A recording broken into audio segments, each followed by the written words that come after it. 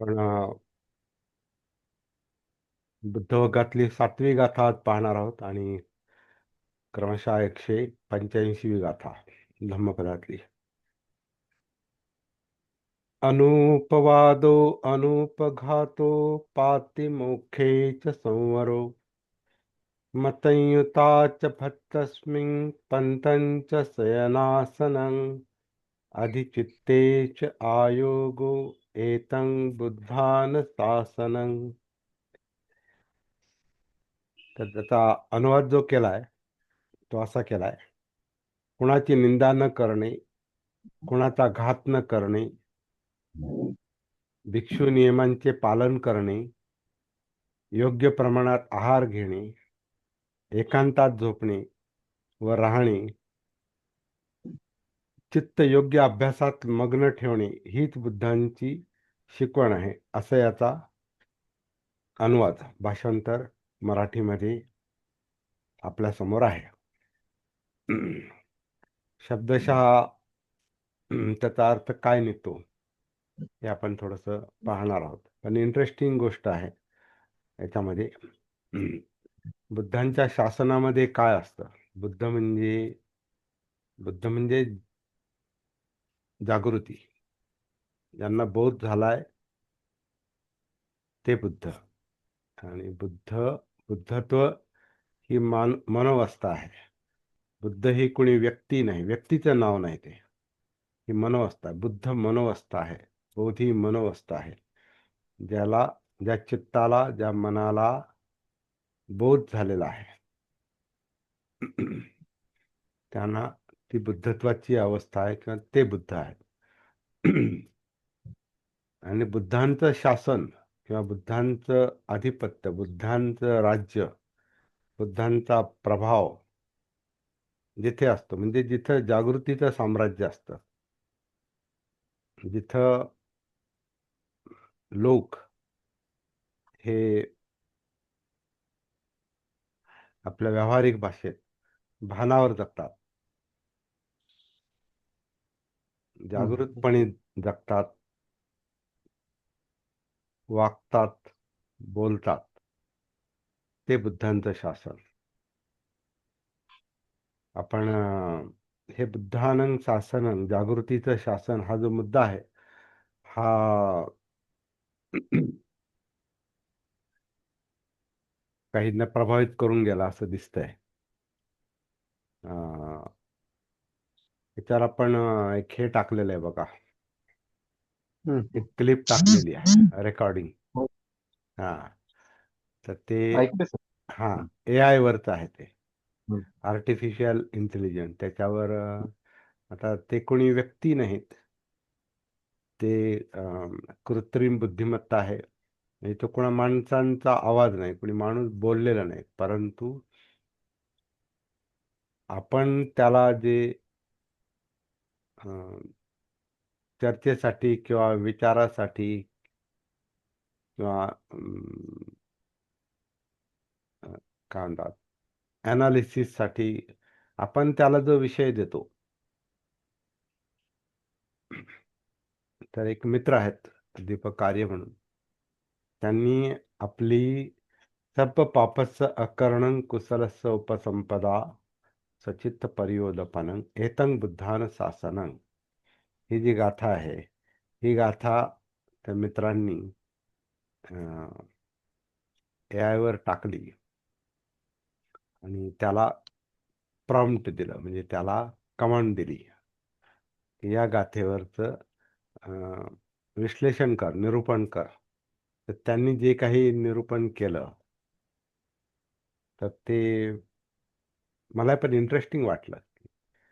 तर याचा अर्थ, कारण AI ला सांगणारी पण माणसंच असतात. AI ला प्रवृत्त करणारी, AI ला सक्रिय करणारी, म्हणजे भले ती कृत्रिम बुद्धिमत्ता जरी असली तरी कृत्रिम बुद्धिमत्तेच्या पाठीमागं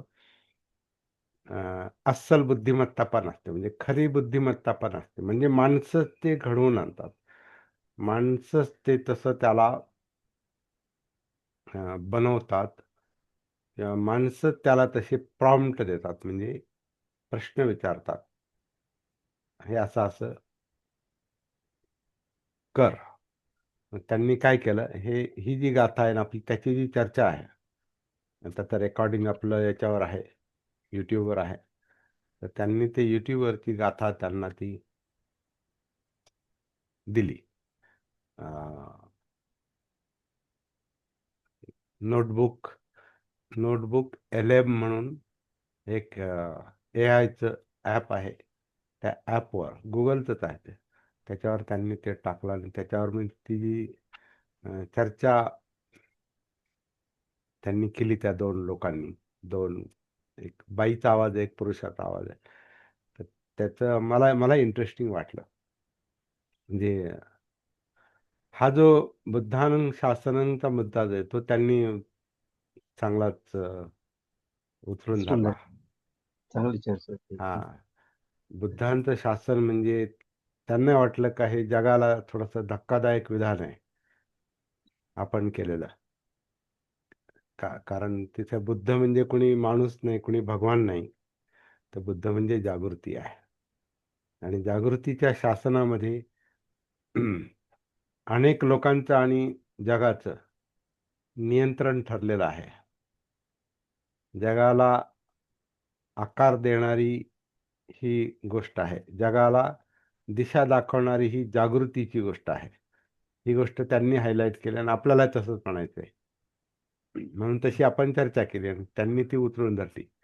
तर इंटरेस्टिंग आहे. अं, अं, आपल्याही मनात असे जे काही विचार येतात, हे गाथांना धरून येतात. म्हणजे आपल्याला आपण काही असं काय म्हणतात त्याला, मनातच नाही बोलत आपण. आपल्या मनात येतं म्हणून आपण तसं बोलतो असं नाही. ती गाथा तसं सांगते.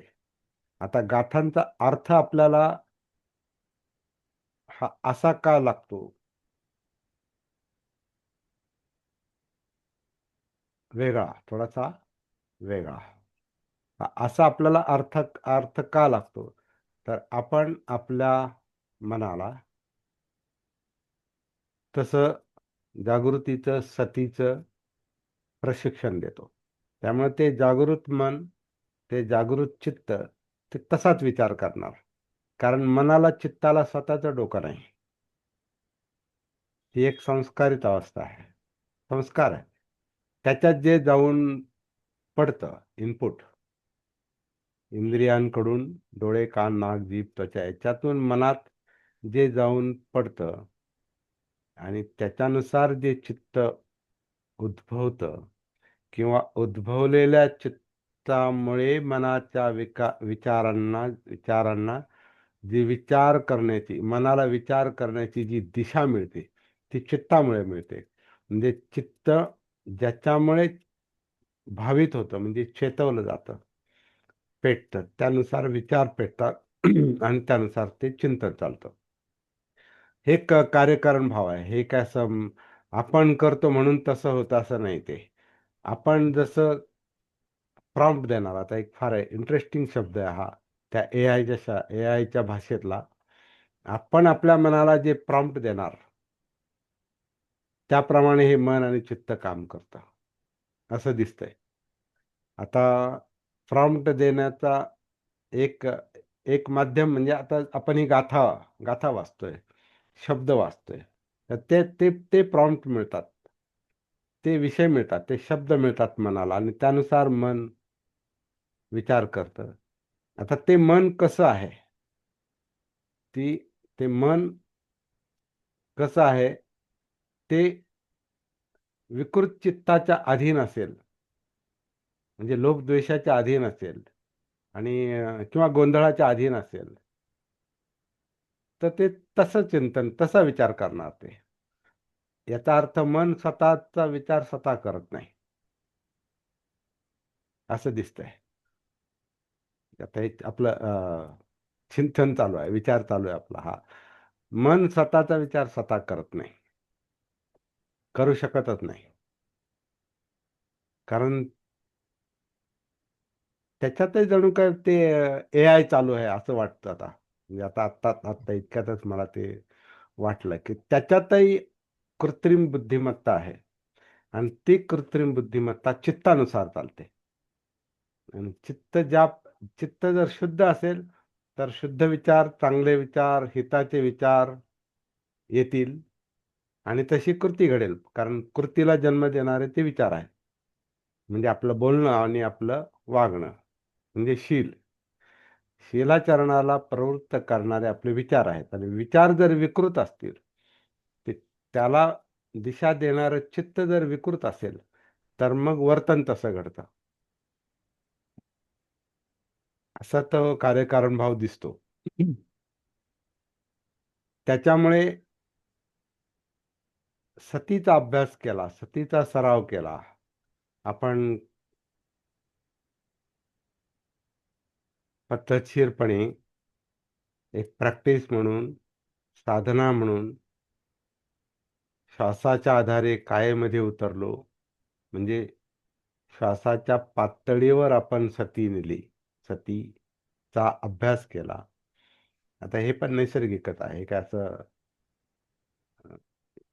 ते ते चित्त, ते मन जागं होऊ शकतं हा त्यातला गुणधर्म आहे, हा त्याचा गुणधर्म आहे. आणि ती जाग त्याला मग वेगळी दिशा देते किंवा सद्धम्म निर्माण करते असं म्हणू शकतो आपण. धम्माचं रूपांतर सद्धम्मामध्ये सतीमुळं होतं. धम्माचं रूपांतर अधम्मामुळे धम्माचं रूपांतर अधम्मामध्ये निद्रिस्त अवस्थेत होतं, म्हणजे अनकॉन्शियसमध्ये होतं, अविद्येमध्ये होतं. सती नसल्यावर, जागृती नसल्यावर धम्म हे अधम्मामध्ये रूपांतरित होतात. जणू काही जे जन्माबरोबरच आलेलं आहे, ते कार्य चाललेलं आहे जन्मापासूनच. तर ते अधम्म किंवा विकृत विचार, विकृत चित्त का असतं, तर ते जन्मतःच ते अनकॉन्शियस जास्त असतं, अजागृत जास्त असतं, भानावर नसतं. आणि ते जसजसं भान येत जातं तसतसा हा मनुष्य प्राणी माणसात येतो. मनुष्य हा प्राणी पातळीवरून मनुष्य पातळीवर येतो. म्हणजे तो माणूस बनतो. कारण त्याच्यात मग माणुसकी येते. माणूसपण येतं, माणुसकी येते. आणि मग तो माणसासारखा वागू शकतो, म्हणजे शिलाचरण करू शकतो. माणसासारखा तो बोलू शकतो, माणसासारखी कृती करू शकतो. बेभान चालणार नाही तो. तर भ्रमिष्ट अवस्थेत चालणार नाही. तर हा मुद्दा त्या एआयच्या चर्चेमध्ये त्यांनी हायलाइट केला. मला फार बरं वाटलं.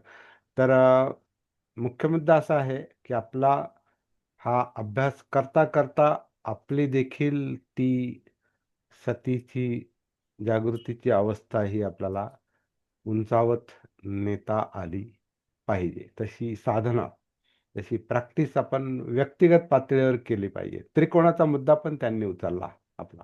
हम्म. हो सर. आणि त्रिकोणाच्या बेसवर आपण आहोत, व्यक्ती आहे, माणूस आहे. हा मुद्दा पण त्यांनी हायलाइट केला आणि हा फार महत्वाचा धागा, फार महत्वाचं सूत्र आपल्याला लक्षात आलेलं येते चर्चेतून. आपल्या सगळ्यांच्या चर्चेतून ती गोष्ट पुढे चाललेली आहे. हे कोणी एकट्याचं काम नाही. इथून आपल्याला गाथेतून काही गोष्टी मिळतात, काही शब्द मिळतात, विषय मिळतात. काही विषय चिंतनातून येतात, सती धम्मचिंतनातून, आणि काही विषय आपल्याला चर्चेतून मिळतात. आणि आता काही विषय आपल्याला या एआय मधून मिळायला लागलेले आहेत. पण ते थोडंसं सावध राहावं लागतं. कारण कधी-कधी एआय जो आहे तो कृत्रिम बुद्धिमत्ता आहे आणि ती आपल्याला अ, दिशाभूल पण होऊ शकते त्याच्यामध्ये. आणि त्याचे आपल्याला सती ठेवावे लागते. म्हणून आपण त्याच्यात हुरळून गेलो तर मग त्याच्यामध्ये धोका पण आहे. आपला अहंकार त्याच्यामुळे जर वाढला तर मग आपल्याला त्याच्यातून घात होतो, आपला घात होऊ शकतो. म्हणून ह्या कृत्रिम बुद्धिमत्तेपासून सावध राहिलं पाहिजे.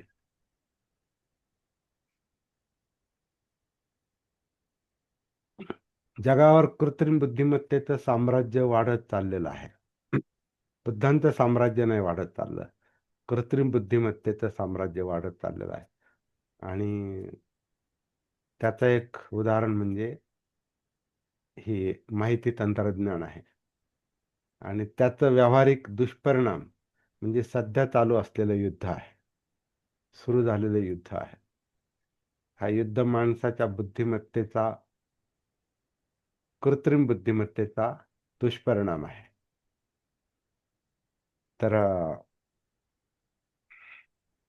हे बुद्ध शासन नाही, जागृतीचं शासन नाही. कारण भानावर नसलेले लोक, अविद्येतले लोक बुद्धिमान आहेत पण अविद्येत आहेत, बुद्धिमान आहेत पण अज्ञानात आहेत. अशी एक विसंगत शब्दरचना त्याच्यातून निर्माण होते. किंवा मूर्ख बुद्धिमान, अजागृत बुद्धिमान, विद्या नसलेले विद्वान. कारण विद्वत्तेला काय, फक्त मेंदूचं काम आहे तो. आणि मेंदू आपण मगाशी पाहिलं, स्वतः विचार करत नाही तो. त्याला जे मिळतं खाद्य, त्याच्यावर त्याचं काम चालतं. इनपुट, त्याच्यात जे इनपुट येतं, जे माहिती येते, इन्फॉर्मेशन, जी माहिती त्याला इंद्रियाकडून मिळते, आणि ही कुणी देत नाही. हे नैसर्गिक आहे. डोळे उघडे आहेत तर मग दिसतात, कान उघडे आहेत, ऐकू येतं, किंवा मुद्दाम पण ऐकू शकतो आपण. गंध, चव, स्पर्श, हे जे इंद्रियांकडून मिळणार जे ज्ञान आहे, कारण इंद्रियांचं कामच ज्ञान घेणं आहे. ज्ञानेंद्रिय म्हटलंय त्याला. इंद्रिय म्हणजे ज्ञानेंद्रिय आहे. ते 5 ज्ञानेंद्रिय, त्याच्यातूनही 6वं ज्ञानेंद्रिय काम करते. मनाला पण इंद्रिय मानलेलं आहे बुद्धांनी. कारण मन हे 5 इंद्रियातून मिळालेल्या माहितीचं विश्लेषण करतं. त्याचंच नाव चिंतन आहे. त्याचं ते ॲनालिसिस करतं, त्याचा तो किस काढतं. म्हणून माणूस विचार करतो. आता तो विचार सद्विचार आहे, सुविचार आहे, का दुर्विचार आहे, किंवा अविचार आहे. सद्विचार असेल तर सदाचार, दुर्विचार असेल तर दुराचार. मनात येणारे विचार हे सद्विचार आहेत की वाईट विचार आहेत, दुर्विचार आहेत, हे चित्तावर अवलंबून आहे. चित्त जर मलिन असेल, जसं पहिलीच गाथा, मनसाचे पदुठ्ठे न भासती वा करोती वा, धम्मपदातली पहिलीच गाथा, पहिली आणि दुसरी गाथा. तर चित्त, मनसा म्हणजे चित्त, तर चित्त जर दूषित असेल तर मग दुर्विचार, दुर्विचार तर दुराचार. चित्त जर शुद्ध असेल तर सद्विचार, सदाचार.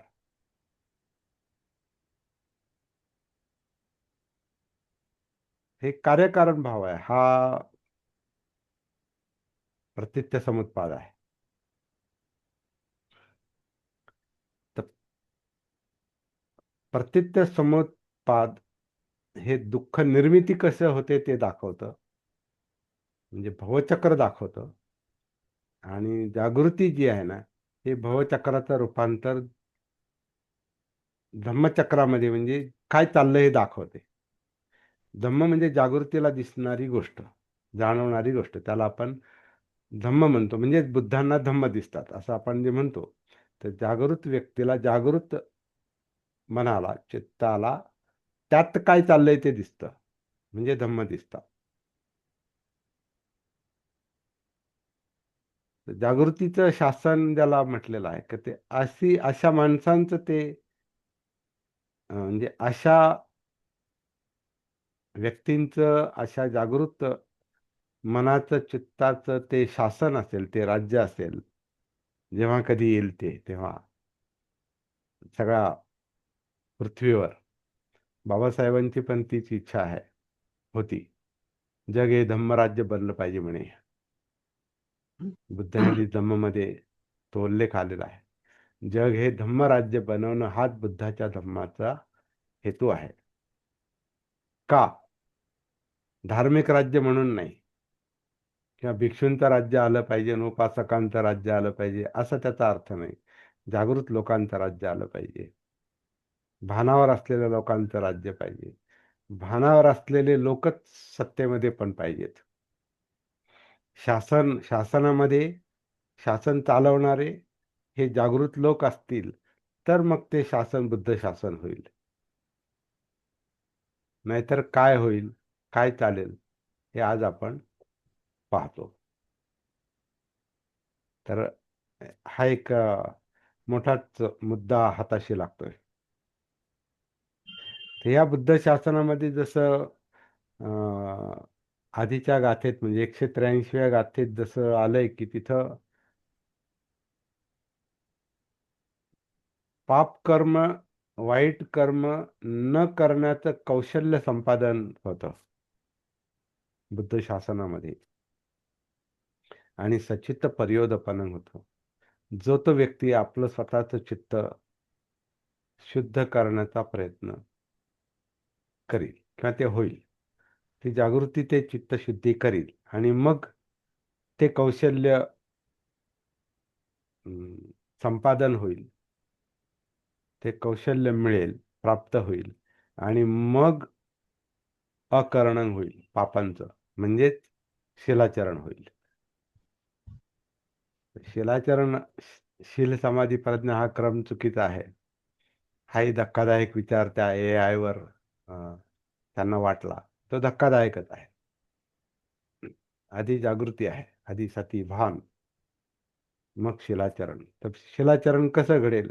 तर ते कौशल्य जसं त्या पहिल्या गाथेमध्ये आलेलं 183 नंबरच्या गाथेमध्ये आलेलं आहे, म्हणजे बुद्ध वग्गातली 5वी गाथा. तर आता ह्या गाथेमध्ये पण बुद्ध शासन कसं असेल याचे आणखीन काही वैशिष्ट्य याच्यामध्ये सांगितलेले आहेत, आणि ते सरळ सरळ आहे. त्याच्यावर फार सरळ जरी असले तरी दीर्घ चर्चा होऊ शकते, किंवा आपण इथं खूप दीर्घ चर्चा करू शकत नाही. अर्धा पाऊण तास किंवा 1 तास इथपर्यंत ठीक आहे. फार दीर्घ चर्चा आपण करू शकत नाही. तर अनुपवादो अनुपवादो म्हणजे इथं निंदा न करणं असं आहे. निंदा नालस्ती म्हणजे बुद्ध शासनामध्ये काय होईल, कोणी कोणाची निंदा करत बसणार नाही, फक्त वाईट सांगत बसणार नाही,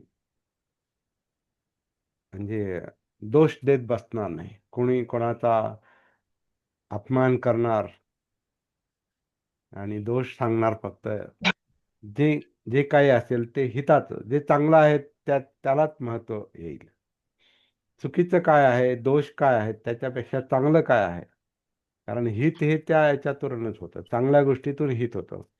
वाईट गोष्टींवर चिंता विचार करत बसला, निंदा करत बसलो आणि इन्सल्ट करत बसलो, त्याच्यावरच आपण काही लोक कॉमेडीसाठी निंदा करतात. कॉमेडी, बरीचशी कॉमेडी जी असते ही अपमान, इन्सल्ट, कमी लेखणं, निंदा करणं, ह्याच्यावर बरीच कॉमेडी चालते. काही सिरियल पाहतो आपण, हस हसवणाऱ्या, लाफ्टर, कारण जोक निर्माण करायचा, हसवायचं म्हणजे विकृती दाखवायची, किंवा विकृती कृत्रिमपणे निर्माण करायची, इन्सल्ट करायचा, अश्लील बोलायचं,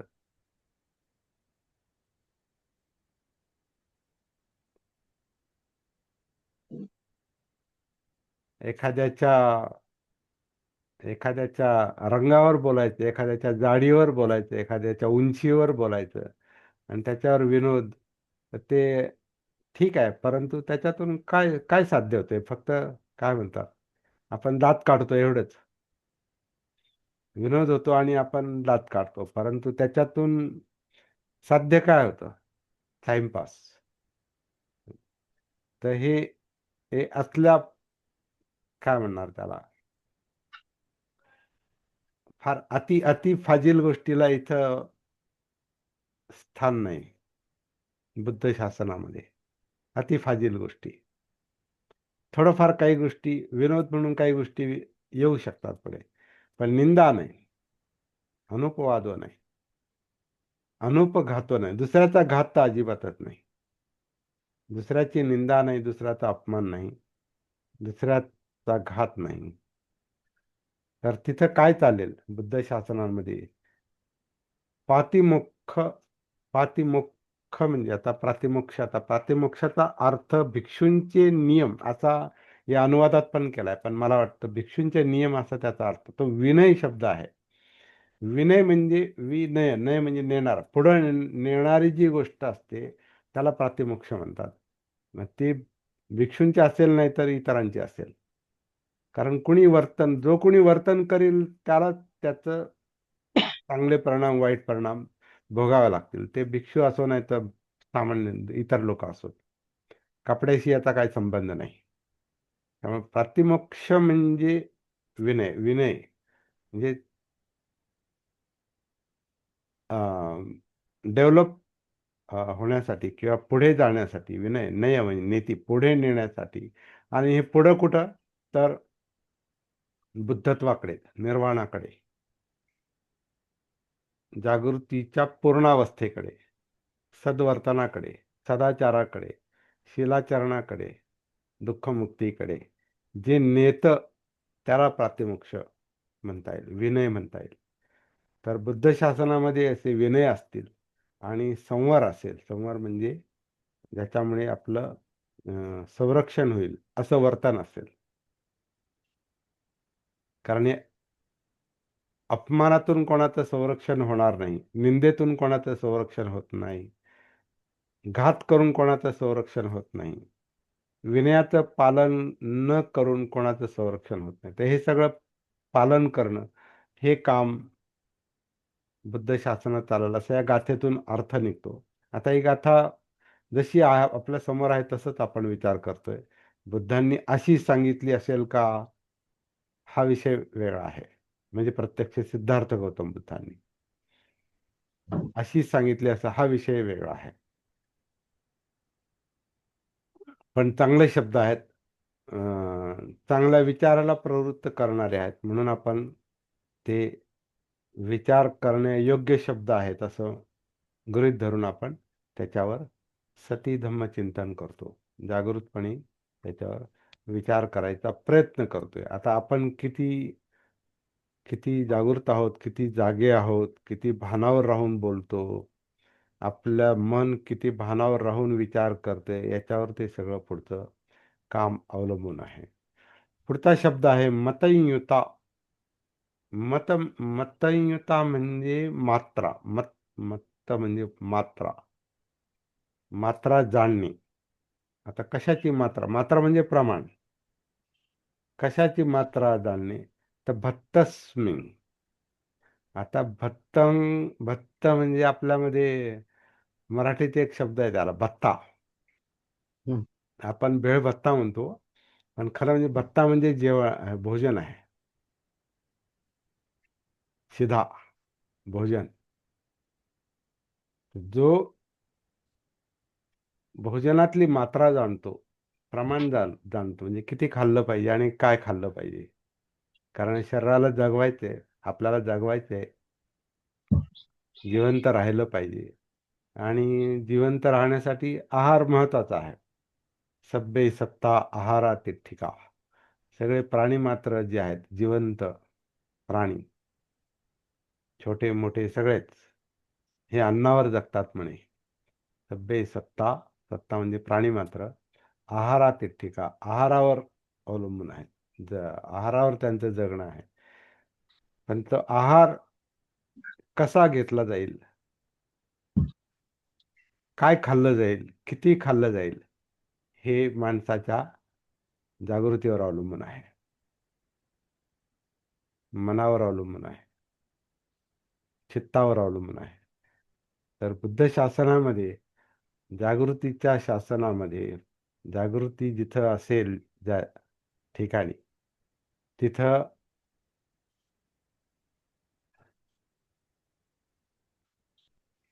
खादाड लोक नसतील.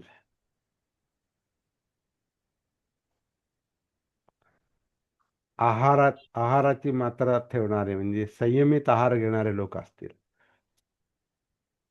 आता संयमित आहार कोणता, हा एक वेगळा चर्चेचा मुद्दा आहे. त्याच्यात विशेषतः ज्याच्यामुळे आपल्याला अं, काय म्हणतात, ज्याच्यामध्ये अतिरेक असेल, भत्त्यामध्ये अतिरेक असेल, जेवणामध्ये अतिरेक असेल, तर अतिरेक नसेल, शिवाय जे जेवण आपल्याला पोषक म्हणून उपयोगाला येईल, नुसतंच काय म्हणतात आपलं मांस वाढेल आणि आपली जाडी वाढेल आणि आपलं वजन वाढेल, असं जर भोजन असेल तर मग त्याचे काय दुष्परिणाम होतात हे आपण पाहतो. त्याच्यामध्ये मग तुमचं जेवढं वजन वाढतं तेवढं घातक पण असतं, कारण ते वजनामुळे अनेक आजार वाढतात.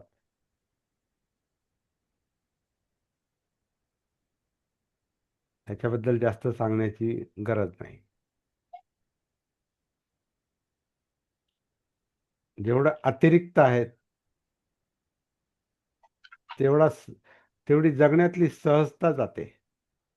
सहजपणा जो जो सरळ जे काय म्हणतात, जो जो जाडा माणूस असतो, जाडा खूप जाडा असेल आणि जाडा असल्यावर त्याच्यात जडत्व पण येतं, म्हणजे जाडात आणि जडत्व पण आहे. म्हणजे जडपणा असेल तर सहजता नाही, म्हणजे सहज बसणं नाही, सहज उठणं नाही.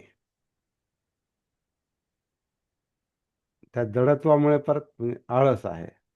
आलं की मग निष्क्रियता आलं की मग म्हणजे तुमचा व्यायाम जो आहे शरीराचा, तो हळूहळू कमी होतो. आणि कमी झाल्यावर मग सगळं रक्ताभिसरण ब्लॉक होतं. मग त्याच्यातून काय कोलेस्ट्रॉल वाढणार किंवा आणखीन काही, मग ब्लड प्रेशर आणि मग शुगर, काय म्हणतो ब्लड प्रेशर, शुगर आणि मग बाकीचे अपचनाचे आजार आणि मग बद्धकोष्ठता, मग अल्सर आणि कॅन्सर आणि पोटाचे विकार आणि सगळंच. तर ही भोजनातली मात्रा जी गोष्ट आहे ही आपण म्हणतो जरा संयमानं खाल्लं पाहिजे. बोलणं सोपं आहे, पण तसं जर झालं नाही तर मग त्याचे दुष्परिणाम आपल्याला नंतर भोगावे लागतात. आणि मग नंतर आपण मग म्हणतो नाही, आता मला वजन कमी केलं पाहिजे. वजन कमी करण्यासाठी मग व्यायाम, फिरणं, जिम, अमकं तमकं बऱ्याच गोष्टी मग कमी करण्यासाठी केल्या जातात. वजन कमी करण्यासाठी. पण आधी भान नसल्यामुळे आपण जे वजन वाढू दिले, त्याचं काय? बरं ठीक आहे, आता आधी आपल्याला नाही कळालं, आत्ता जर कळालं असेल तर इथं लगेचच ऑन दी स्पॉट संकल्पच केला पाहिजे, नाही, मी स्वतःला अडचणीत आणणार नाही. आणि आणलेलं असेल तर ते कमी करील. ते कठीण असतं, कारण खाणं सोपं असतं ना, खाणं अवघड असतं. याच्यात थोडीशी भूक लागली की वसवस होते.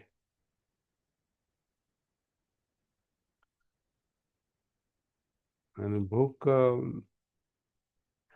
हडकुळ्या माणसाला लागते आणि जाड माणसाला लागते, आणि तर ती भूक सहन होत नाही. परंतु भूक इतकीही वाढवून नाही ठेवली पाहिजे, कारण जी आपल्याला झेपवणारच नाही पुढे. तर अनेक गोष्टी पुढे येतात, म्हणून म्हटलंय चर्चा करणं, त्याला काय, चर्चा करत राहू शकतो आपण, पण भोजनामध्ये मात्रा ठेवली पाहिजे. आणि सतत चिंतन करायचं, जास्त खाण्याचा काय परिणाम होतो स्वतःलाच आपल्याला दिसू शकतो. आपण जर जेव्हा 2 घास जास्त खातो, तेव्हा त्यात जडपणा येतो. उलट 2 घास कमी खाल्ले पाहिजे, जाऊ द्या वाया गेलं तर चालेल. काही माणसं वाया जाऊ नये म्हणून पोटात टाकतात. अतिरिक्त जे आहे ते पोटात टाकतं. आता जे अतिरिक्त आहे, जे शिल्लक राहिलेलं असतं, ते आपण कुठे टाकतो? कचराकुंडीमध्ये. आपलं पोट म्हणजे काय कचराकुंडी आहे का? अतिरिक्त टाकायला, जास्त टाकायला. याचे आपल्याला म्हणजे हा एक विनोदाचा भाग झाला. पण तसा विचार आपण करू शकतो. नाही टाकणार आपण. पंतंच्या शयनासन. आता हे पंत म्हणजे प्रांत आहे. म्हणजे आता याचा अर्थ एकांतात झोपणे वगैरे. तर साधं शयनासन आपलं जे आहे ते फार आलिशान असं म्हणजे लक्झरियस वगैरे असं ठेवलं तर मग ती एक सवय पण लागते आणि तो एक वेगळा त्याचा परिणाम. साधं साधं असावं. पलंगावर का असेना पण साधं फार असं आपल्याला काय म्हणतात आपल्याला सुखासीन बनवणारं वगैरे असं खूप जास्त असं त्याला बनवणं. काही लोक म्हणजे काहींचे फार काय म्हणतात सजवलेले पलंग. तर ते विश्रांतीसाठी असतंय ते सगळं. शयनासन हे शयनासाठी असतं. निजण्यासाठी असतं. निजणं हे विश्रांतीसाठी असतं. तर जसं हे खाणं हे जगण्यासाठी असतं. तशी अं, विश्रांती ही थकलेल्या शरीराला, मनाला अं, पुन्हा ऊर्जा देण्यासाठी, पूर्ववत आणण्यासाठी विश्रांती असते. म्हणून विश्रांतीसाठी ते शयन असावं, असा एक अर्थ आपण घेऊ शकतो याच्यातून. आणि बुद्धशास्त्रात आणखीन काय चालेल म्हणे तर अधिचित्तेच आयोगो. अधिचित्त म्हणजे चित्ताला पुढे नेणे म्हणजे त्याला चित्तशुद्धी. परत सचित्त पर्यदोपनांगत आहे हे. तर चित्तशुद्धीसाठी आयोग. आयोग म्हणजे आता योग शब्द आहे त्याच्यामध्ये. तर योग म्हणजे आपण योगासन जे आपण म्हणतो योगाचा अर्थ अ, मुद्दाम मुद्दाम काही गोष्टी योगात आसन करतात ना, तर मुद्दाम मुद्दाम व्यायामासारखं ते करतात ना. योगासनामध्ये अनेक गोष्टी आहेत. तर योगासन ही एक काय म्हणतात आपण कृत्रिमपणे आसनं करण्याची एक पद्धती आहे. परंतु ते व्यायामासाठी पण आहे आणि काही लोक त्याचा आता म्हणजे योगासनं करतात आणि योगासनाचं तत्वज्ञान ज्यांना माहिती आहे, ते त्याचं विश्लेषण चांगल्या पद्धतीने करू शकतात, की योग आणि योगाचा संबंध शरीराशी पण आहे, मनाशी पण आहे, वगैरे, वगैरे. पण आता इथं अधिचित्तेच आयोग म्हणजे आपल्या चित्ताला अशा ह्याच्यात लावलं पाहिजे, अशा मार्गावर नेलं पाहिजे, की ते आपल्याकडून सद्वर्तन करून घेईल. म्हणजे सदाचार, सद्विचार, सदाचार करून घेईल. कारण चित्त हेच मुख्य आहे. चित्त हेच आपल्याला प्रवृत्त करणारी गोष्ट आहे, चेतवणारी गोष्ट आहे. कारण चित्त म्हणजे भावना आहेत. तर हे चित्त याला पद्धतशीर योग म्हणजे प्रशिक्षण त्याला दिलं गेलं पाहिजे आणि ते प्रशिक्षण आपण जी गोष्ट पुन्हा पुन्हा बोलतो, ती बुद्ध बनण्याचंच प्रशिक्षण आहे. जागृतीचंच प्रशिक्षण आहे. भानावर येण्याचंच प्रशिक्षण आहे. कारण चित्त जागं झालं, तर विचारांना दिशा मिळते. विचारांना दिशा, तर आचाराला दिशा. आणि मग जेव्हा दिशा मिळते, तेव्हा हे निंदा करणं, घात करणं किंवा सदाचार न करणं, भोजनातली मात्रा आणि विश्रांती म्हणून झोपणं, आराम करणं, या गोष्टी नॅचरलीच घडणार. चित्त सुधारलं की बाकी सगळं सुधारतं. म्हणजे आपण चित्त सुधारणं म्हणजे भानावर येणं. जागृतीची पातळी उंचावली, बुद्धत्वाकडे वाटचाल झाली की निर्वाणाकडे वाटचाल होते. आणि निपाण म्हणजे तृष्णामुक्त अवस्था आहे, दुःखमुक्त अवस्था आहे. आणि दुःख कशा कशामुळे होतं?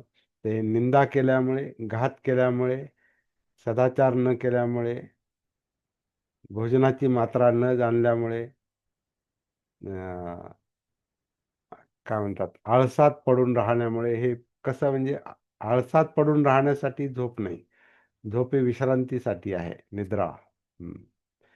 निद्रेसाठी ते शयन आहे, आळसात पडून राहण्यासाठी नाही. तर म्हणजे हे सगळ्या गोष्टी कशा आहेत की आपण जागृतपणेच करणार, तर ते जागृतपणे करायला प्रवृत्त करणारं आपलं जागृत चित्त असतं. म्हणून जागृतीचा सतीचाच अभ्यास आपण करणं गरजेचं आहे. त्याच्यातूनच बुद्धत्व पण निर्माण होईल.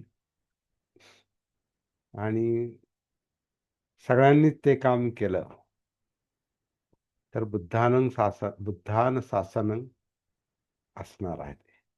असं एक थोडंसं आपल्याला चिंतनातून काही निष्कर्ष निघतात. आपण संपूर्ण विचार याला करायला आणखीन वेळ दिला पाहिजे, चर्चा पण घडून आली पाहिजे. तर आता आपण थोडीशी पुढची चर्चा याच्यावर आपण करू शकतो. तुम्हाला काय वाटतं हे तुम्ही सांगू शकता. तर हे छान. हा, परत बोला.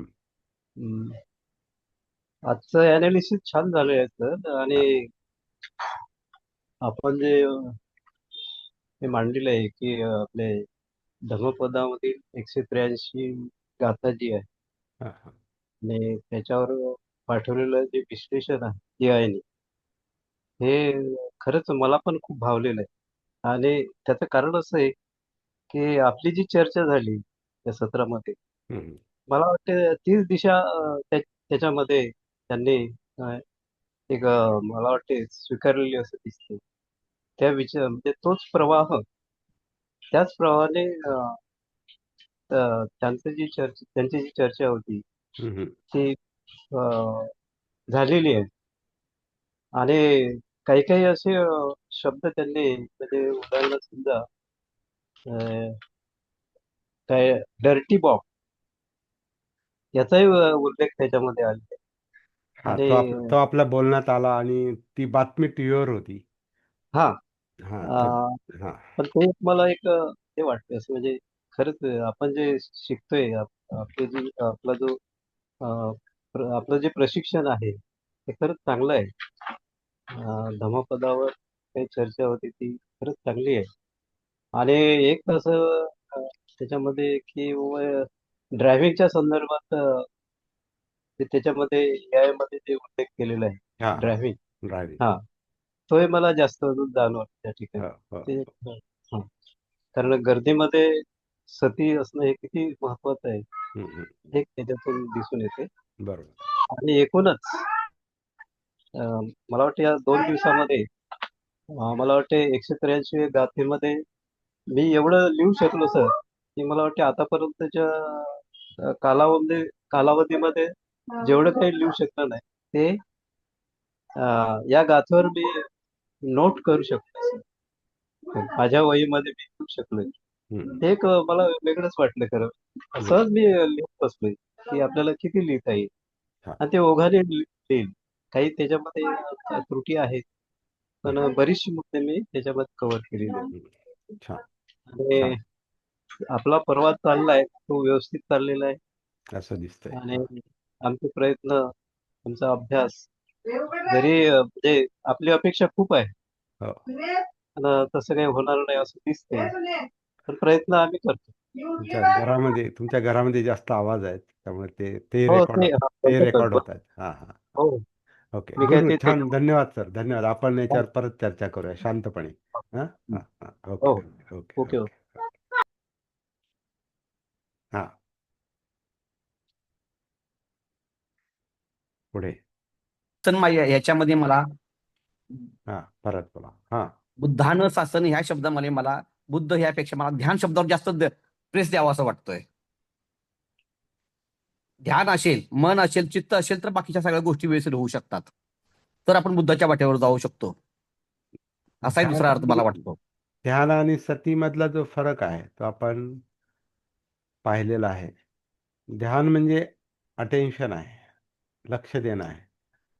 सती म्हणजे सर्वांगीण जागृती आहे. म्हणून सतीचा संबंध काया, वेदना, चित्त, मनोधम्म म्हणजे सगळे अस्तित्वाचे जे 4 खंड आहेत.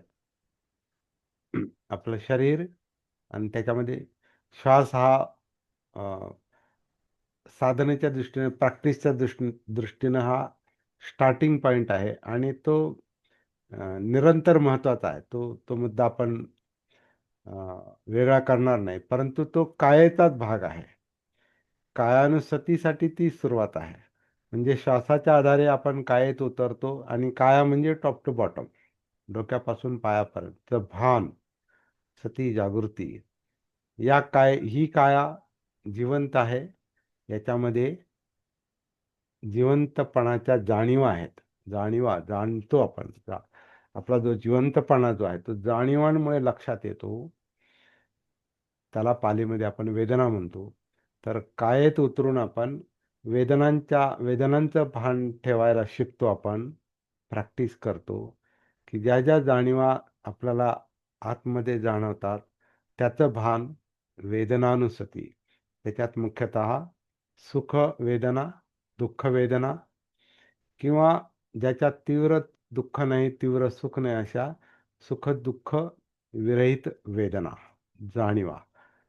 तो एक सतीचा विषय बनतो. आणि सुखदुःखाचे परिणाम जे आपण आता चर्चा केली ते चित्त आहे. चित्त जे चेतवतं ते चित्त चेतवतं कशामुळे? तर काहीतरी पाहिजे, काहीतरी नको. कशाची तरी ओढ, उपादान, काहीतरी ग्रहण करण्याची, मिळवण्याची, अधिकाधिक मिळवण्याची जी चित्ताची ओढ आहे, तृष्णा आहे, प्राप्त करण्याची, मिळवण्याची, लोभ. तर त्या लोभामध्ये आपण म्हणजे चित्त, आता आपण म्हटलं म्हणजे सगळंच आलं त्याच्यामध्ये. त्या लोभी चित्तात यशस्वी झालो, लोभाला पाहिजे ते मिळालं की सुख मिळतं आणि लोभाला जे पाहिजे ते नाही मिळालं की दुःख होतं. दुसऱ्या बाजूला जो द्वेष असतो, राग असतो, चीड असते, आक्रमकता असते. आपल्या द्वेषानुसार जर आपल्याला काही करता आलं, आपल्याला म्हणजे मनाला, चित्ताला काही करता आलं, द्वेष आहे चित्तामध्ये, द्वेष निर्माण झालेला आहे आणि आता त्याला ते लगेच कृतीला आपल्याला प्रवृत्त करतं. तसं आपण बोललो, द्वेषाचं बोललो, मग आपण आपल्याला एक प्रकारे जणू काही बरं वाटतं. सोडलं नाही मी त्याला, असं झापलं, असं बोललो, अशा शिव्या दिल्या आणि त्याचा एक आनंद होतो. म्हणजे जणू काय सुख मिळतं त्याच्यातून, म्हणजे त्या पूर्ण वाईटातून. चढतो त्याला, हा पूर्ण मिळतं काही वेळेला. हा त्याला ते असं हे काय म्हणतात त्याला, आसुरी आनंद ज्याला म्हणतात, तो आसुरी आनंद मिळतो दुसऱ्याला. ज्याचा द्वेष आहे ते खतम करण्यामध्ये आपण जर यशस्वी झालो तर तो एक आसुरी आनंद मिळतो. परंतु त्याचा आपल्याला भान नसतो. ते जागृत कृती नाही ती. कारण चित्त जागृत नाही म्हणूनच द्वेष निर्माण होतो. अविद्येमधूनच तो द्वेष निर्माण होतो. तृष्णेचं कारणच अविद्या आहे. तृष्णा म्हणजे लोभ आणि द्वेष दोन्हींचा मिळून तृष्णा शब्द आहे. हे पाहिजे असण्याची तृष्णा, नको असल्याची तृष्णा. पाहिजे नको हा संघर्ष आहे लोभ आणि द्वेषाचा. आणि तो जितका जास्त असतो त्या प्रमाणात आपली कृती चालते. म्हणजे वैचारिक कृती म्हणजे मन आणि आपलं बोलणं, आपलं वागणं, वर्तन, हे सगळं त्या लोभ द्वेषामुळंच सक्रिय होतं. त्याच्यात यश मिळालं की सुख मिळतं, अपयश मिळालं की दुःख होतं. म्हणजे सुखदुःखाचं कारण चित्त आहे. चित्तातल्या तृष्णा आहेत. तृष्णा म्हणजे लोभ आणि द्वेष आहे. पाहिजे, नाही पाहिजे. ते चित्ताचं भान, सती म्हणजे चित्तानुसती. आणि याच्यानुसार जे मनोधम्म, विचार प्रक्रिया जी अं, सक्रिय होते आणि अतिसक्रिय होते. आपल्याला जेव्हा चीड येते तेव्हा आपले विचार खूप वेगवान असतात आणि अतिसक्रिय होतात आणि त्याचा त्रास होतो. संतापलेला माणूस जो असतो ना, त्याचं म्हणजे डोकं काय म्हणतो ना आपण, डोकं तापतं त्याचं. व्यावहारिक भाषेत आपण म्हणतो, काय म्हणतो, डोकं तापतं. राग आला की डोकं तापतं. आणि डोकं तापल्यावर तापलेल्या तापट मनुष्य काय करू शकतो, याची उदाहरणं आपण व्यवहारात पाहतो. तापट मनुष्य काही बोलू शकतो, काही करू शकतो. शेवटी त्या तापटपणामध्ये तो एखाद्याची हत्या पण करू शकतो. तर त्याला प्रवृत्त करणारं चित्त असतं. त्याची चित्तानुसती नसेल तर मग पुढचं काम अवघड होतं. म्हणून चित्तानुसती आधी आली पाहिजे आणि मग जे आधीचे संस्कार आहेत, आधीचे जे संस्कार आहेत, आधी आधी तापलेल्या चित्ताचे संस्कार जे आहेत, आधी जे कर्म केलेलं आहे, कर्म म्हणतो आपण त्याचं काय होणार? ते संस्काराच्या रूपाने, मेमरीच्या रूपाने आपल्यामध्ये असतंच. मग तिकडं आपल्याला वळावं लागतं.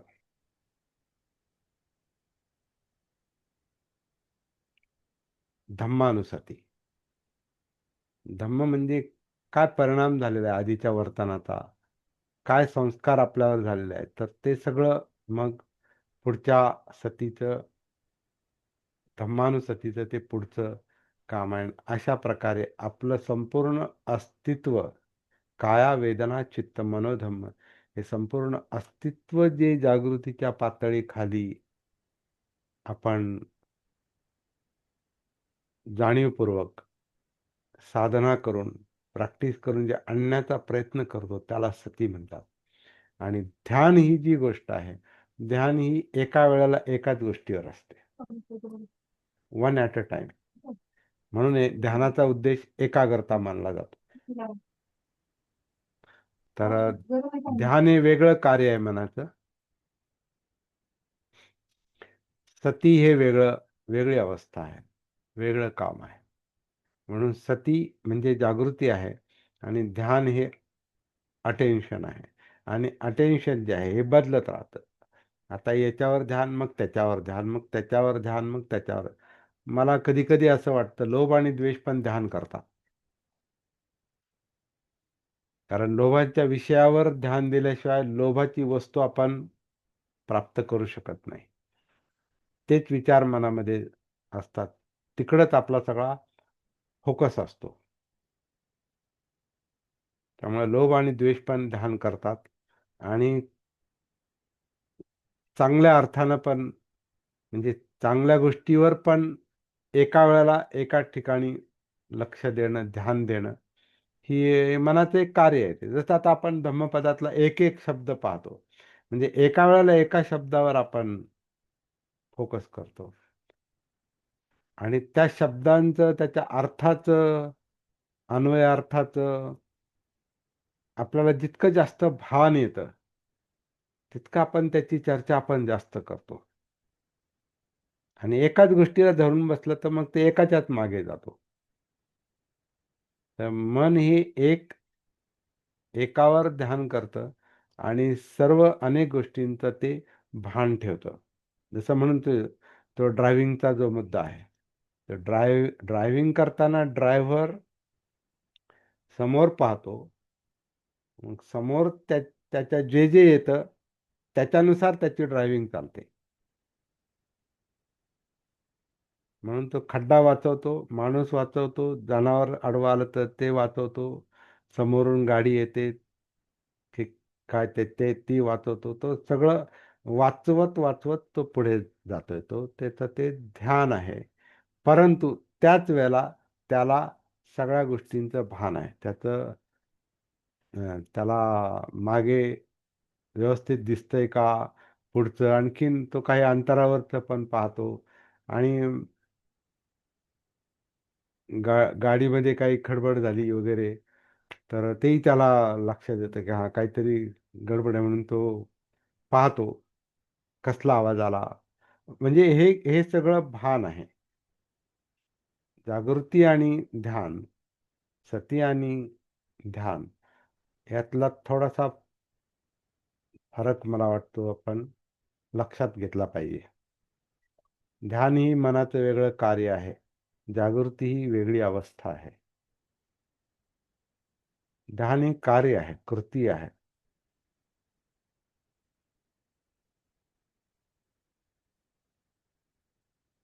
मला वाटतं तो फरक आपण लक्षात घेतला पाहिजे. त्यामुळे तुमचं जे म्हणणं आहे की बुद्धानं शासनांमध्ये ध्यानाचा विषय येतो, तो ध्यानाचा विषय येतो, परंतु जागृतीचा बोध कशावर आहे? बोध जो आहे तो त्या सर्वांगीण जागृतीचा, तो सारासार विचार करण्याचा, सारासार भान असण्याचा तो परिणाम आहे.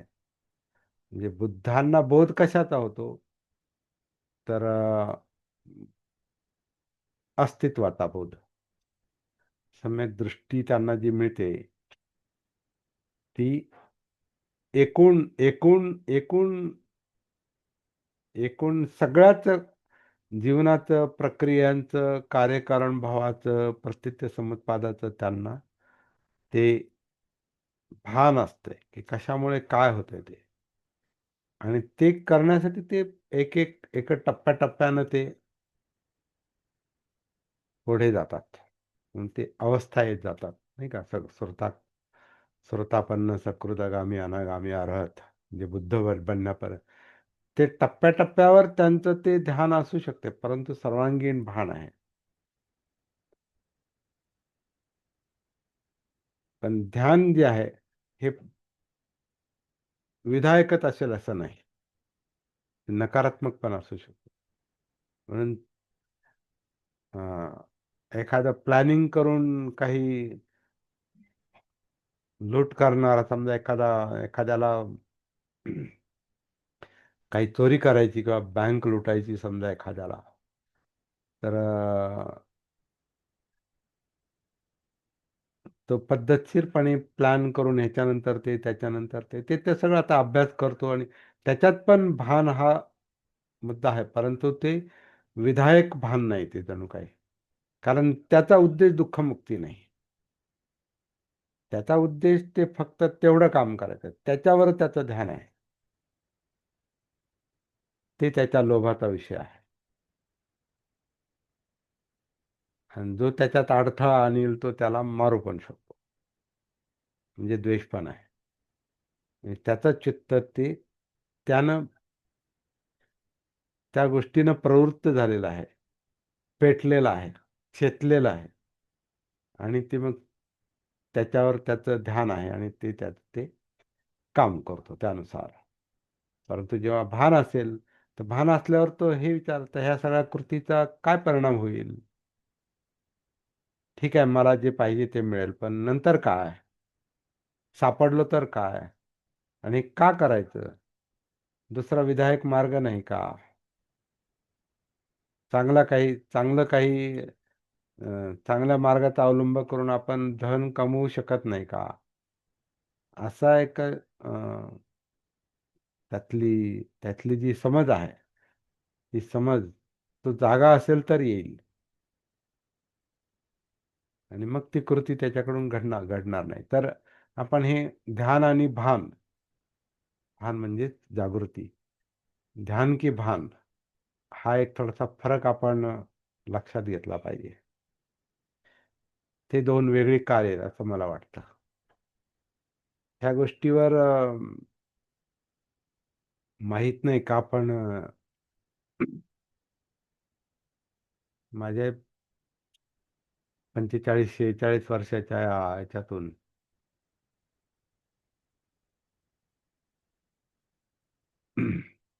माहित नाही मला ही गोष्ट थोडे नाही सापडली, म्हणून याच्यावर आपल्याला फोकस करावा लागतो. आपण ध्यान शिकलो, आपण अभ्यास शिकलो, आपण बऱ्याच गोष्टी शिकलो, चांगलं चांगलं चांगलं शिकलो आपण, परंतु असं वाटतं काहीतरी निसटलंय. आणि जरा व्यापक अर्थानं विचार केला तर 2000 2500 वर्षापेक्षा जास्त काळ लोटला आहे बुद्ध धम्म इथं येऊन, पृथ्वीवर येऊन 2500 वर्षापेक्षा जास्त काळ लोटला आहे. बुद्ध धम्माचा जगभरामध्ये प्रसार झाला आहे. मग युद्धजन्य परिस्थिती कशी काय, कसं काय ते? याचा अर्थ योग्य दिशेनं बुद्ध धम्माची पण वाटचाल चालली नाही, कारण मूळ बुद्ध हरवलेले आहेत. मूळ बुद्ध शिकवण हरवलेली आहे असं मला वाटतं. आपण आपल्या सोयीनं अर्थ काढत जातो, आपल्या सोयीनं आपण प्रॅक्टिस करतो. तर प्रयत्न करणं वाईट नाही, परंतु प्रयत्न जर योग्य दिशेनं असते तर आज जगाची परिस्थिती वेगळी असते. ते सोपं नाही, हे आपल्याला मान्य करावं लागतं, कारण माराचा प्रभाव नेहमी जास्तच असतो. वाईट हे ताकदवान असतं. वाईट हे नेहमी ताकदवान असतं आणि चांगल्याची ताकद वाढायला प्रयत्न करावे लागतात, आणि वाईटाची ताकद ही निसर्गातूनच आलेली आहे. निसर्गानं जास्त, कारण निसर्ग हा लोभद्वेषाचा पण परिणाम आहे.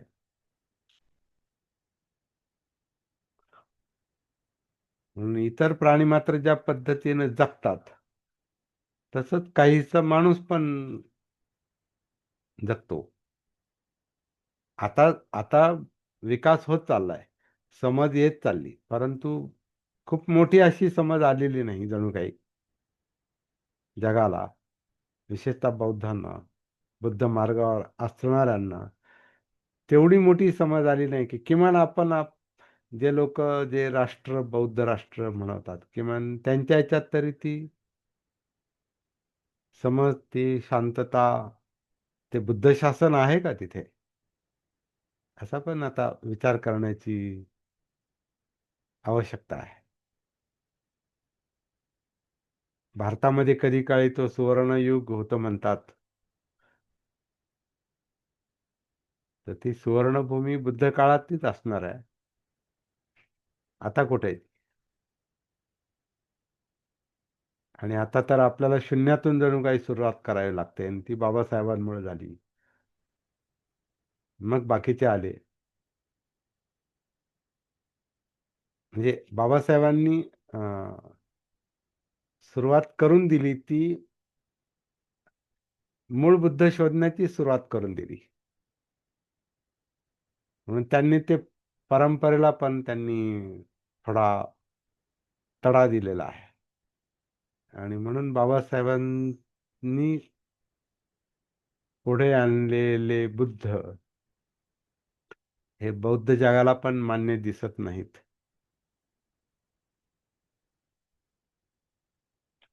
म्हणून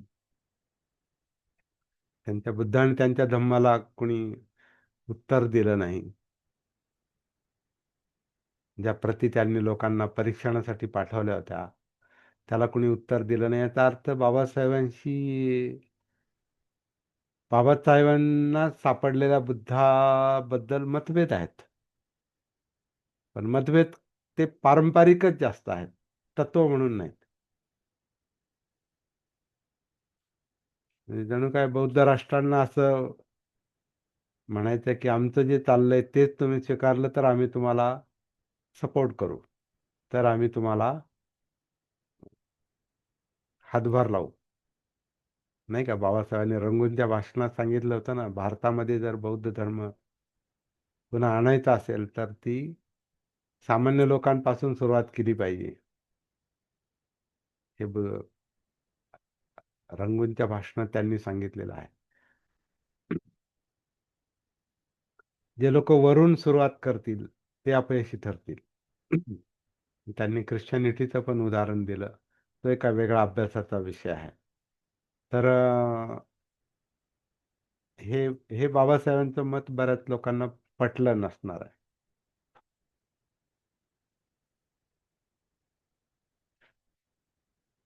म्हणून ते म्हणाले की आपल्यावर आता आपल्यालाच ते काम करावं लागेल. म्हणून धर्मांतराच्या वेळेला 14 ऑक्टोबरला 15 ऑक्टोबरच्या भाषणात ते म्हणतात की आपण अं, व्यवस्थितपणे धम्म पालन करण्याचा प्रयत्न केला पाहिजे, काटेकोरपणे तलवारीच्या धारेसारखं आचरण केलं पाहिजे, नाहीतर महाराणी बुद्ध धम्म बाटवला असं होईल. ही जी एक प्रकारे काय म्हणतात, हा जो धोक्याचा इशारा त्यांनी दिला, आपल्याला दिला, हे वेगळं काम का करायची इच्छा त्यांना झाली? कारण त्यांना सपोर्ट मिळाला नाही. असो, आता ते त्या गोष्टी उगाळण्यात काही अर्थही नाही, पण आपल्याला तरी शोध घेतला पाहिजे. म्हणून ती आपली धडपड ती चाललेली आहे. जागृतीची कार्यशाळा, सती साधना, जागृत धम्मचिंतन ही सगळी तिकडेच जाणारी आपली पावलं आहेत. आणि याच्यातून आपण किती तयारी करतो आपली अजून तरी आपण अजूनही, आता जसं आता मागाड्यांचा प्रश्न आहे, हे काय आहे, असं का तसं, तर हे आपल्या चर्चा ह्या तोपर्यंत चालत राहणार आहे जोपर्यंत आपल्याला व्यवस्थित मार्ग सापडत नाही. आपल्याला अजून मार्ग नाही सापडला पूर्ण, आणि सापडलेला जरी असला तरी अजून त्याचा आपण अवलंब केला नाही. आपण आतबाहेर आहोत, आपली जागृतीच आतबाहेर आहे, सती आतबाहेर आहे, आणि ते साहजिक आहे, कारण आपण शिकाऊ ड्रायव्हर आहोत आपण. त्यामुळे थोडे अपघात आपल्याकडून होणार आहेत, पण ते कमी व्हावेत असं वाटत असेल तर जागृत ड्रायव्हर बनलं पाहिजे स्वतःच्या जीवनाच्या आधी,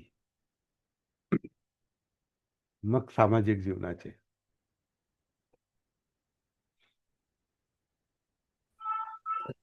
वाईटाची ताकद निसर्गात जास्त असतं. हा मुद्दा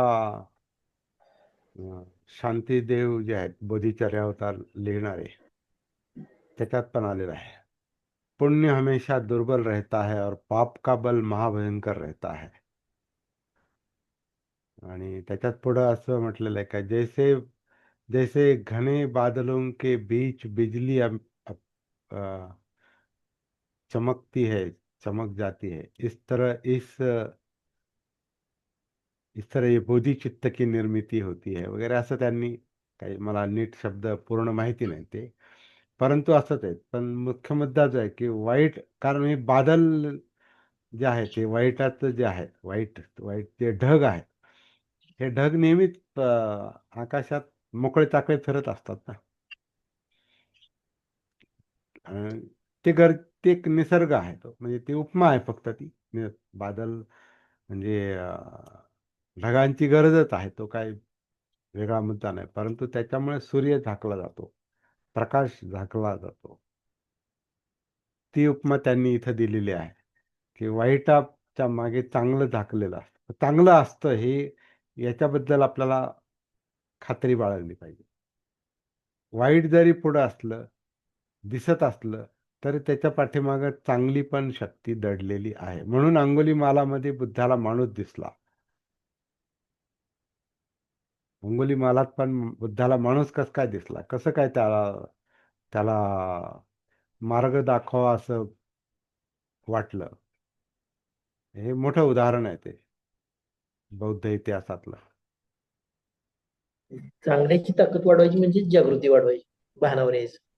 जागृतीनं असं. चांगल्याची ताकद वाढते, हा. ती वाढवण्याची गरज नाही, आणि चांगल्याची ताकद वाढवण्याची पण गरज नाही, वाईट कमी होतं. वाईट कमी झालं, चांगलं तिथंच आहे ना. ढग बाजूला झाले तर सूर्य काय परत वेगळा आणण्याची थोडीच गरज, तो तिथंच आहे ना. तसं माणसामध्ये बुद्धत्व दडलेलंच आहे, तिथंच आहे ते. म्हणून तो माणूस हा उत्क्रांतीत माणूस झालाय. म्हणून तो असं धडपड करतो, काही चांगलं करण्याचा प्रयत्न करतो, परंतु त्याच्यातल्या किंवा एकूण आजूबाजूच्या सामाजिक याच्यातल्या ज्या काही वाईट प्रवृत्ती आहेत त्या ताकदवान आहेत. त्या प्रवृत्ती, त्या ताकदवान शक्तिमान प्रवृत्ती ज्या असतात ना, त्या चांगल्याला दडपून टाकायचा प्रयत्न करतात. म्हणून एवढं जगाची एवढी प्रगती झाली, अफाट प्रगती झाली, अफाट प्रगती झाली. जग एका एका एका टोकावरून दुसऱ्या टोकाला जायला एक 12-15 तास भरपूर होतात विमानानं. आणि आता तर इंटरनेट वगैरे याच्यामुळे तर जागेवर आपल्याला जग इथं दिसतंय समोर. फक्त ते कसं वापरायचं आपल्याला कळलं पाहिजे. म्हणजे इतकं ज्ञान जग जवळ आलेलं आहे. पण स्वतःपासून माणूस जणू काय दूर आहे.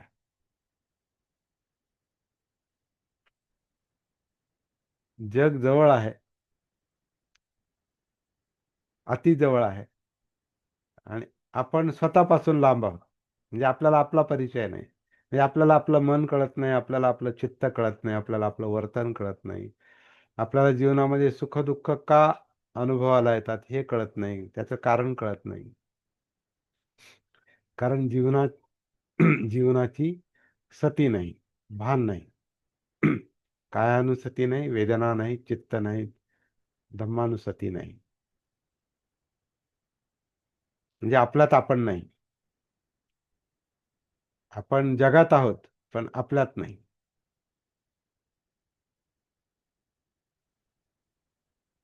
तर ते नैसर्गिक आहे.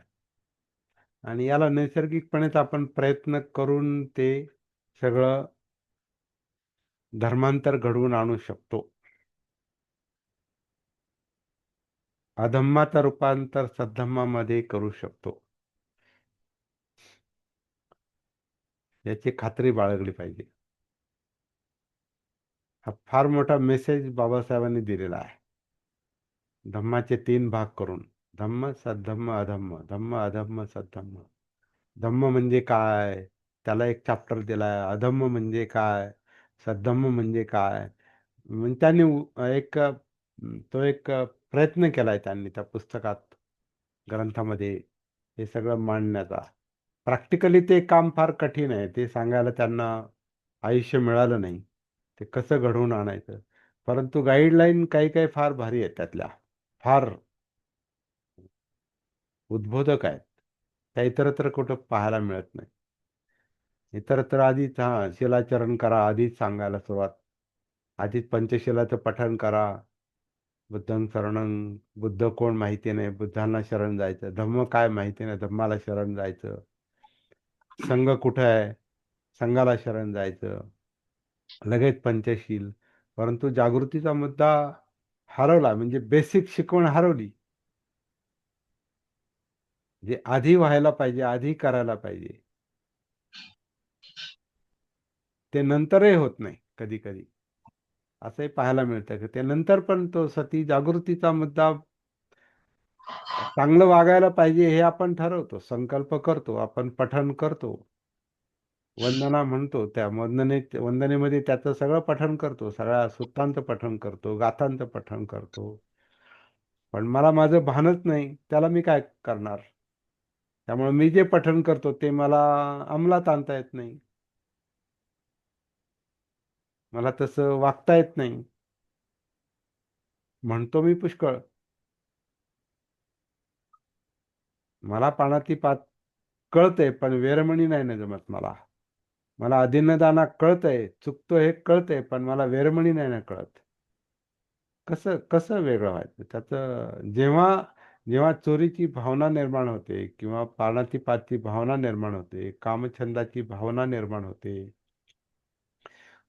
मुसावादा करायची इच्छा होते, दारू पिण्याची इच्छा होते, तिथं माझी सती नसते, तिथं मला भान नसतं. आणि त्याच्यामुळे मी कधी कृती करून बसतो आणि कधी त्याचे दुष्परिणाम भोगतो हे माझं मलाही कळत नाही. म्हणजे नुसतं मला शिलाचरण माहिती असून महत्वाचं नाही, पुरेसं नाही. ते ते कसं नाही करायचं, वेरमणी, त्याचं भान आलं पाहिजे, ते कळालं पाहिजे. म्हणजे सक्रिय सक्रिय होता आलं पाहिजे. आपलं शिलाचरण बरंचसं निष्क्रिय शिलाचरण असतं. चांगलं वागावं वाटतंय, पण करायचं कसं ते?